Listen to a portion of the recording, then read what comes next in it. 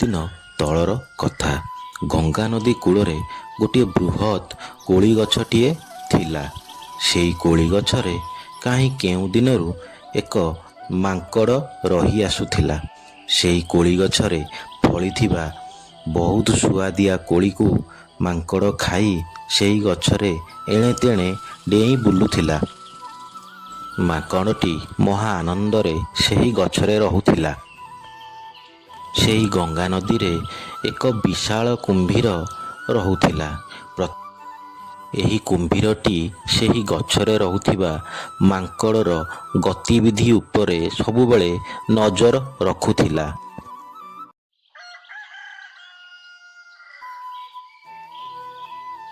କୁମ୍ଭୀରଟି ସେହି ଗଛ ମୂଳକୁ ପ୍ରତ୍ୟେକ ଦିନ ଆସୁଥିଲା। ଗଛରୁ କୋଳିଗୁଡ଼ିକ ଝଡ଼ି ଗଛ ମୂଳରେ ଏଣେତେଣେ ହୋଇ ପଡ଼ିଥାଏ। ସେହି କୋଳିଗୁଡ଼ିକୁ କୁମ୍ଭୀର ମହା ଆନନ୍ଦରେ ଖାଉଥିଲା।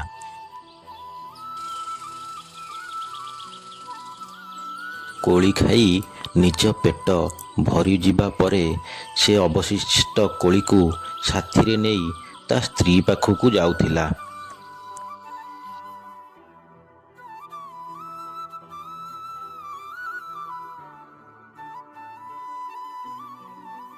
କୁମ୍ଭୀରର ସ୍ତ୍ରୀ ସେହି କୋଳିକୁ ଖାଇ ବହୁତ ଖୁସି ହୋଇଯାଉଥିଲା ଏବଂ ସେ କୋଳି କୁମ୍ଭୀରର ସ୍ତ୍ରୀର ଭାରି ପସନ୍ଦ ଥିଲା। କୁମ୍ଭୀରର ସ୍ତ୍ରୀ ସବୁ କିଛି ଜାଣିଥିଲା। କୁମ୍ଭୀର ସ୍ତ୍ରୀ ଦିନେ କୁମ୍ଭୀରକୁ କହିଲା, ମାଙ୍କଡ଼ ଏ କୋଳିକୁ ସବୁଦିନ ଖାଉଛି। ଯଦି ଏ କୋଳି ଏତେ ସୁଆଦିଆ, ତେବେ ମାଙ୍କଡ଼ର କଲିଜା କେତେ ସୁଆଦିଆ ହେଇନଥିବ। ମୋ କଥା ଶୁଣ, ମାଙ୍କଡ଼କୁ ମୋ ପାଖକୁ ଦିନେ ନେଇକି ଆସ।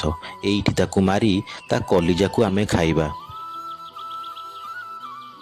ଯୋଜନା ଅନୁସାରେ ପ୍ରତ୍ୟେକ ଦିନ ଭଳି ତା ଆର ଦିନ ସକାଳେ କୁମ୍ଭୀର ଯାଇ ସେହି ଗଛ ମୂଳରେ ପହଞ୍ଚିଲା ଏବଂ ମାଙ୍କଡ଼କୁ କହିଲା, ମାଙ୍କଡ଼ ଭାଇ, ଆଜି ମୋ ସାଥିରେ ଆମ ଘରକୁ ଚାଲ। ମୋ ସ୍ତ୍ରୀ ଆଜି ତମକୁ ନିମନ୍ତ୍ରଣ ଦେଇଛି। ମୋ କଥା ମାନି ମୋ ସାଥିରେ ଆସ, ଆମେ ଆଜି ଆମ ଘରକୁ ଯିବା। କୁମ୍ଭୀରର ଏହି କଥା ଶୁଣି ମାଙ୍କଡ଼ ଟିକେ ଲାଜେଇ ଗଲା ଏବଂ କହିଲା, କୁମ୍ଭୀର ଭାଇ, ମୋତେ କ'ଣ ପହଁରା ଆସେ? ମୁଁ ତମ ଘରକୁ କେମିତି ଯିବି? କୁମ୍ଭୀର କହିଲା, ଆରେ ମାଙ୍କଡ଼ ଭାଇ, ତମେ ଏତେ ବ୍ୟସ୍ତ କାହିଁକି ହେଉଛ? ମୋ ପିଠିରେ ବସିବ, ମୁଁ ନଦୀରେ ଆରାମରେ ପହଁରି ପହଁରି ମୋ ଘର ପାଖରେ ଯାଇ ପହଞ୍ଚିଯିବି। କଥାଟି ମାଙ୍କଡ଼ର ମନକୁ ପାଇଲା। ସେ କୁମ୍ଭୀର କଥାରେ ରାଜି ହୋଇଗଲା ଏବଂ ଗଛରୁ ଗୋଟିଏ ଡିଆଁରେ ତା ପିଠିରେ ବସିଗଲା। ଯେମିତି ମାଙ୍କଡ଼ଟି କୁମ୍ଭୀର ପିଠିରେ ବସିଛି, କୁମ୍ଭୀର ଧୀରେ ଧୀରେ କରି ପାଣି ଭିତରକୁ ପହଁରିବାକୁ ଲାଗିଲା। ବାଟରେ ଗଲାବେଳେ ନଦୀ ଭିତରେ କୁମ୍ଭୀର ମାଙ୍କଡ଼କୁ ବହୁତ ମଜା କଥା କହି ନେଲା। କୁମ୍ଭୀରଟି ଏମିତି ଗପୁ ଗପୁ ମାଙ୍କଡ଼କୁ ବାଟରେ ସବୁ ସତ କଥା କହିଦେଲା। କହିଲା, ମାଙ୍କଡ଼ ଭାଇ, ମୋ ସ୍ତ୍ରୀ ତୁମ କଲିଜା ଖାଇବ ବୋଲି ତୁମକୁ ମୁଁ ମୋ ଘରକୁ ଆଜି ନଉଛି। ତାର ତୁମ କଲିଜା ଖାଇବାକୁ ବହୁତ ମନ ହେଉଛି। ମୁଁ ତାକୁ ମନା କରି ପାରିଲି ନାହିଁ। ତେଣୁ ମାଙ୍କଡ଼ ଭାଇ, ତମକୁ ଆଜି ମୋ ସାଥିରେ ମୋ ଘରକୁ ନଉଛି। ତୁମକୁ ମାରି ତମ କଲିଜାକୁ ମୋ ସ୍ତ୍ରୀ ଆଉ ମୁଁ ମିଶିକି ଖାଇବୁ। ତୁମ କଲିଜା ବହୁତ ସୁଆଦିଆ ହେଇଥିବ। ଚତୁର ମାଙ୍କଡ଼ କୁମ୍ଭୀର ପାଖରୁ ଯେମିତି ଏଇ କଥା ଶୁଣିଛି, କୁମ୍ଭୀର ପିଠିରେ ଛିଡ଼ା ହୋଇଗଲା ଏବଂ କୁମ୍ଭୀରକୁ କହିଲା, ହେ କୁମ୍ଭୀର ଭାଇ, ମୋର ଟିକେ ମନେ ପଡ଼ିଲାନି ମ। କୁମ୍ଭୀର କହିଲା, କ'ଣ କି ମାଙ୍କଡ଼ ଭାଇ, ମୁଁ ତ ମୋ କଲିଜାକୁ ଗଛରେ ରଖିଦେଇ ଆସିଛି। ଚାଲ କୁମ୍ଭୀର ଭାଇ, ବୁଲିକି ଯିବା। ସେଇ କୋଳି ଗଛରୁ ମୋ କଲିଜା ଆଣି ପୁଣି ଆଉ ଥରେ ଆସିବା।